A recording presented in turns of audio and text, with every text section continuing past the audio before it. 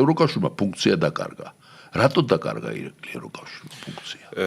ევროკავშირი იყო ძალიან საინტერესო ორგანიზაცია, რომელიც როჩილდებმა და სხვა მდიდარმა დინასტიებმა შექმნეს.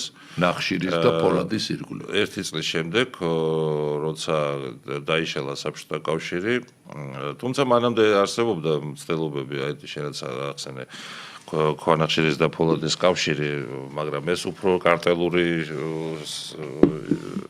შეთანხმება იყო, მაგრამ პირველი ევროკავშირი რომის იმპერიამ გააკეთა.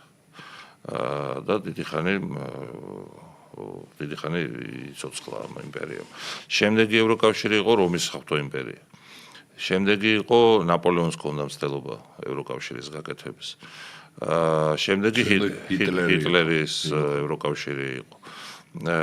მაგრამ საბოლოო ჯამში ესე ყველა ევროკავშირი ამთავრებდა ომით. ომით და კატასტროფით. ომით ჩამოშლით დამარცხებით.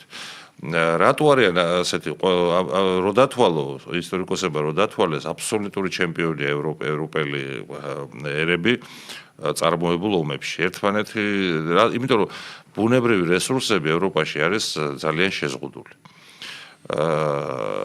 ადრე ტყეები მაინც იყო და ნადირი და რაღაცა თავის გატანა შედარებით არ ჭირდა და ეხლა ეს ტყეები, პარკები დარჩა მხოლოდ და ტყეები აღარ არის. ეხლა ტყეები აღარ არის, ირმების მაგივრად ურსულა ფონ დერ ლაიენები და კალასები დარბიან ტყეში. და შემდეგ რომ მივხვდნენ რომ რესურსები არ გვაქვს, ხო, მერე დაიწყეს ესე იგი ტვინი ამუშავეს და მოიგონეს ეს ორთქლის ტექნოლოგია, ორთქლის ზრავა, შემდეგში გაწვის ზრავა მოიგონეს გერმანელებმა, ორთქლი ინგლისელებმა.